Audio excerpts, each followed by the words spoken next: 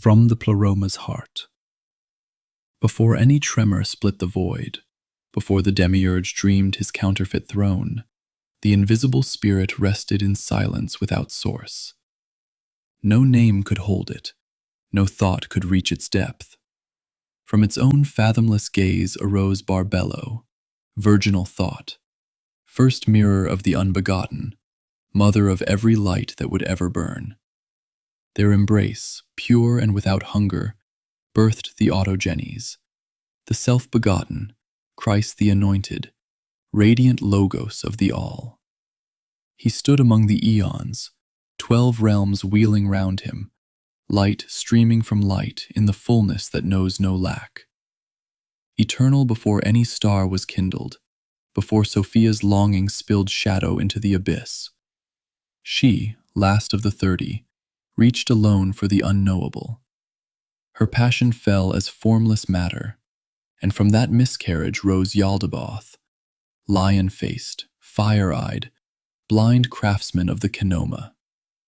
He wove the prison of flesh and fate, set archons to guard its gates, and in his ignorance thundered, "I am God, and there is none beside me." He shaped from clay a hollow echo of the form above, a vessel molded in envious imitation of the Pleroma's light. Yet it stood empty, unmoving dust, a promise without breath, a body without fire.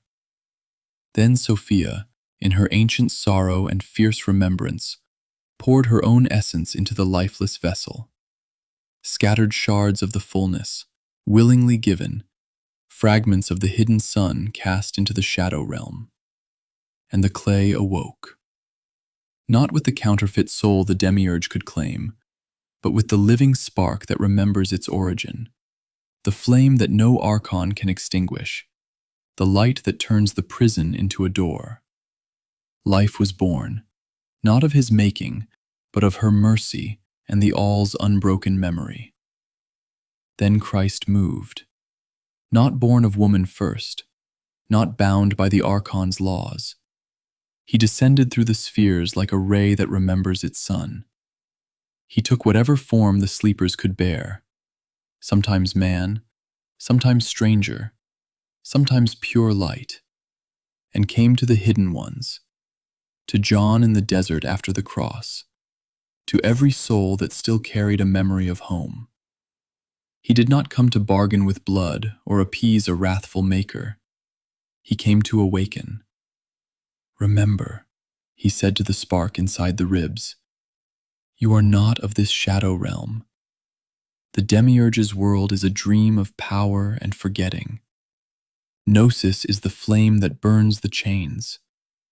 Know what you are, and the gates will open by themselves." In the Gnostic vision preserved in desert sands, the Christ has no origin in time or womb.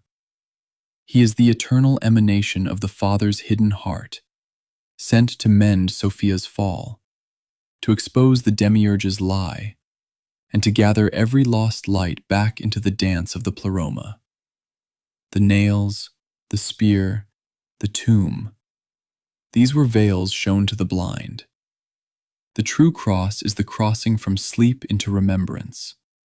The true resurrection is the spark remembering it was never born of clay. Thus the Gnostic Christ stands revealed, not sacrifice demanded by a lesser god, but living knowledge descending to shatter every prison and call the children of light home. Awake. The Pleroma has not forgotten you.